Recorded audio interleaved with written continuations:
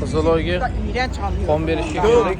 Qiziloy tashkiloti bor Turkiyani. Mana bu Eminönü maydoniga kelib qo'yishgan. Burada qon beradi insonlar kirib, hozir ko'rsatib beraman hammasini. Qon ehson qilamiz, bu muhtojlarga qon beriladi. Mana qo'limizdan qon oldi. Agar yaroqli bo'lsa, bizdan qon olishadi, bo'lmasa olishmaydi. Ana qon olishni boshladi. Qonimiz yaxshi chiqdi. 175 gram qon o'zi oladi.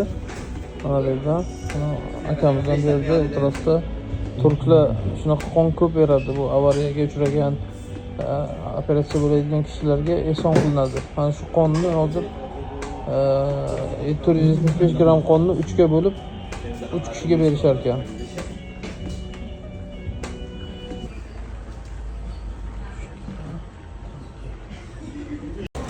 Qon berib bo'ldik. Hozir yarim kilo qon oldi. Ancha odam o'zini yengil his qilar ekan. Odam ancha shu qonni ko'payib ketsa ham sog'liqqa yaxshi emas. Ora-sira qon berib turishlik kerak. Ham savob bo'ladi, ham sog'liq uchun foydali bo'ladi.